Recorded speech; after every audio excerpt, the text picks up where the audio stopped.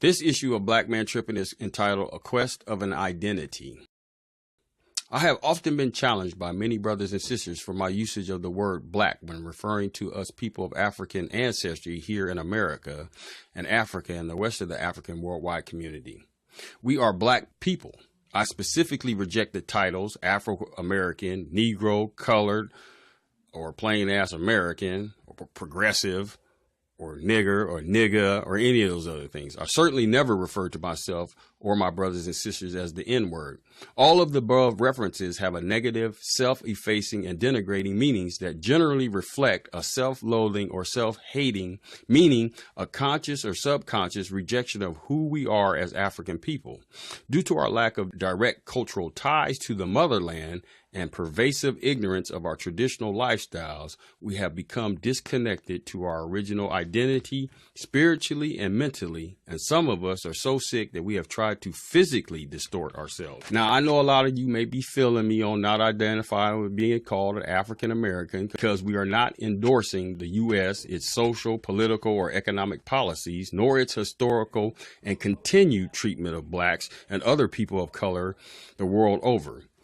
My ancestors certainly did not immigrate legally or illegally during the Ma'afa, or the Black Holocaust, the Middle Passage of the Atlantic slave trade. Again, some of you may be feeling that too, but are wondering, why don't we just call ourselves Africans?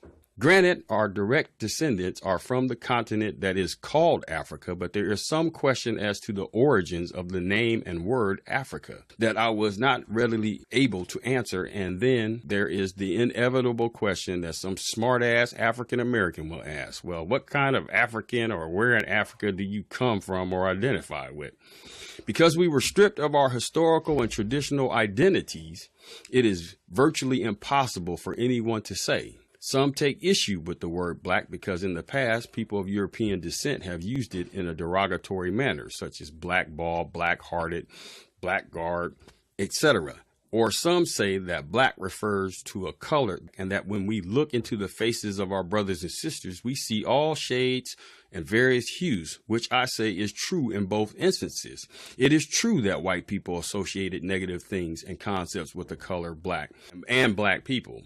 But black men really don't give a damn about that because whites are not the determiners of my worldview. There is a fundamental principle called kujichagulia, a key Swahili phrase that roughly translates into the word and concept of self-determination, meaning that African people or people who live on the continent or descendants thereof are self-defining. In studying African culture, this fact is most evident in African languages. I once read where our ancestors were brought to the Americas, and one of the first methods employed in breaking our ancestors was to completely annihilate or eliminate our mother tongue or traditional languages, because language embodies the heart of a people. Values are created and transported through the body of language. Language enshrines the identity and culture of a people. If you control one's language, you control one's mode of thought and perception, the ability to transmit and sustain vital information regarding one's identity and self-preservation. For most of us blacks in the Americas, we are the descendants of people who come from the western shores of Africa.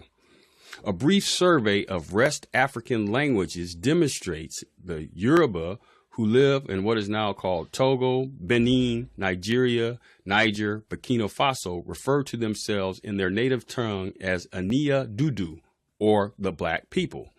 The Ga, who live in Ghana, Mali, Guinea, and the Ivory Coast, refer to themselves as Medizi, or, once again, black people.